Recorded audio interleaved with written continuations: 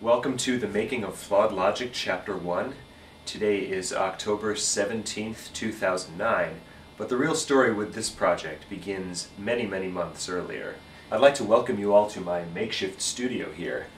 My apartment is under renovation right now, which means that pretty much all of my studio gear has to be smashed into this one corner of my bedroom, so it's not the ideal circumstance, but it was good enough to allow me to put together the demos which really formed the core of this project. They were put together with material that I had written over a period of years and hadn't really put the finishing touches on until recently.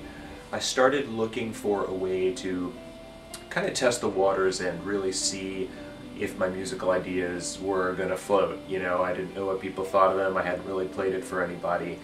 The stuff that I was writing was really very much kind of existing in the world of my mind, and I was like, alright, now it's time to really just, you know, see if this stuff is going to work in the real world.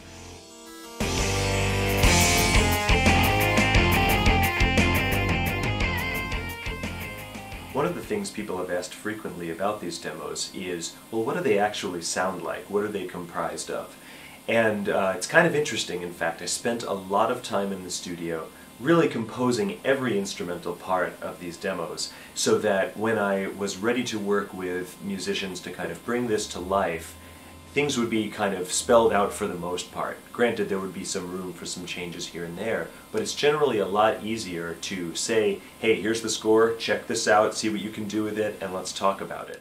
So here's a very quick tour of the studio, which has really made all of this possible.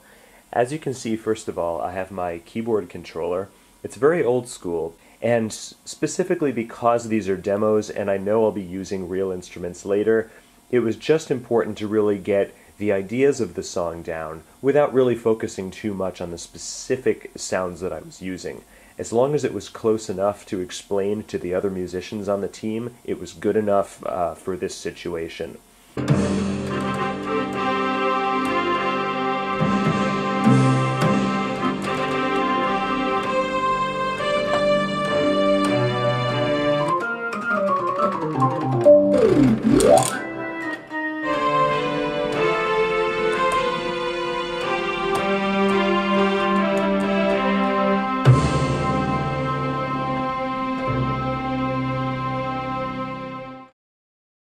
Underneath, we have the audio mixer, which is responsible for routing audio signals from one piece of gear to another.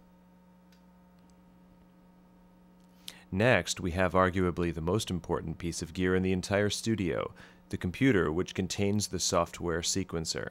As you can see here, it allows me to record each part of the song into its own track, and then decide which parts of those sounds you hear at which times.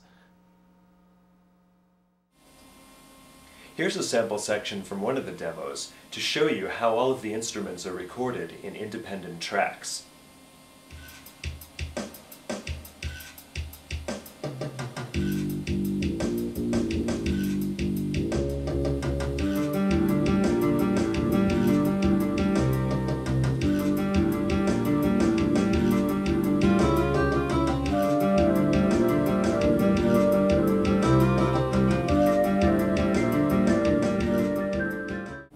And no studio would be complete without a good pair of studio speakers to basically allow you to accurately hear what it is that you've just composed. Up until this point, everything was recorded with my keyboard directly into the computer. However, I also wanted to work on the vocals for the demos, and in order to see which vocal parts and harmonies would work best, I decided to sing full vocal parts and harmonies over the demos as well.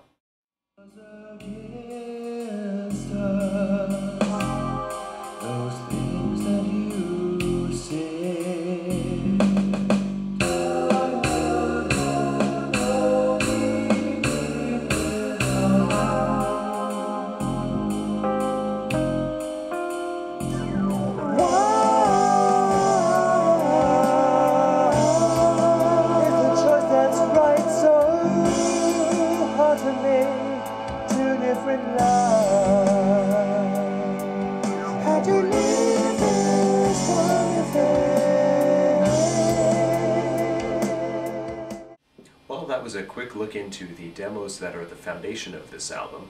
I hope you enjoyed that sneak peek, and I look forward to seeing you on the next video segment. Take care for now.